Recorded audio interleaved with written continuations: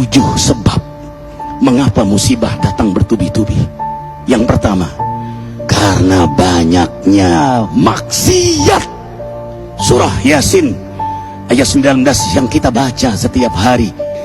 Kemalangan terjadi, musibah terjadi, malapetaka terjadi karena dosa keterlaluan kalian kepada Allah. Yang kedua, karena banyaknya orang berbuat zalim. Dengarkan surah Qasas ayat 59. Kami tidak akan menghancurkan satu daerah kecuali para penduduknya banyak berbuat zalim. Anak durhaka pada orang tua, istri yang berani kepada suaminya, perampok, pembunuhan di mana-mana. Ini mengundang bala bencana. Yang ketiga, mengundang bala bencana karena kelakuan tangan-tangan manusia.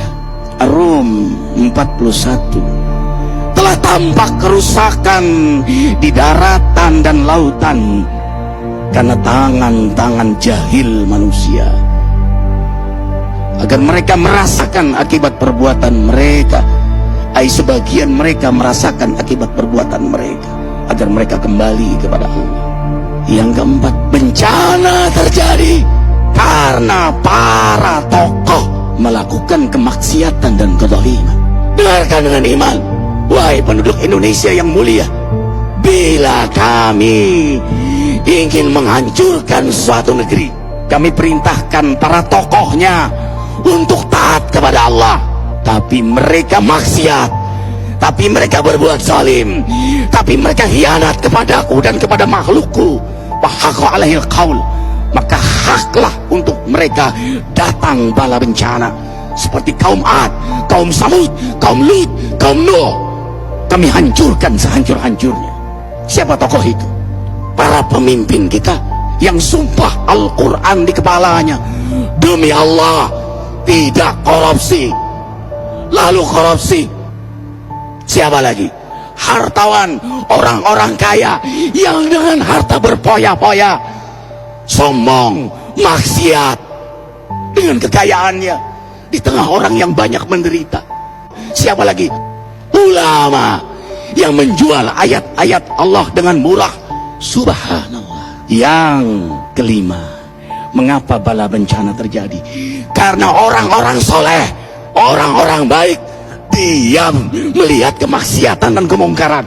Surah Al-Anfal ayat 25. Takutlah kalian dengan musibah yang tidak hanya menimpa orang yang maksiat, orang yang berbuat zalim, tapi juga kalian orang-orang soleh. Maka masa bodoh dengan kemaksiatan bukanlah sikap seorang mukmin. Amar ma'ruf nahi mungkar adalah amal cerdas. Yang keenam, justru karena rahmat Allah, karena peringatan yang Allah hadirkan agar hadir mahkamah kesadaran kita. Ikhwah, dengarkan dengan iman surah Al-Baqarah ayat 155, 156, 157. Kami pasti uji kalian dengan sesuatu yang buat kalian takut lapar, takut miskin, takut kematian. Tapi kabarkan berita gembira bagi hamba Allah yang sabar dari semua ujiannya, yang mereka berkata, sesungguhnya kami milik Allah dan sungguhnya kami akan kembali kepada Allah. Yang terakhir, yang ketujuh, ada yang nanya, bagaimana yang maksiat yang selamat? Tenang-tenang saja. Yang berbuat zalim malah sukses. Di mana keadilannya? Allah Maha Adil. Dengarkan surah Hud ayat 15-16. Barang siapa mencari kesenangan dunia, lalu dia menghalalkan semua cara, apa kata Allah? Kami beri, tapi di akhirat tidak mendapatkan secuil pun kenikmatan, malah nikmat di dunianya menjadi bahan bakar azab untuk dirinya. Itulah istidrat.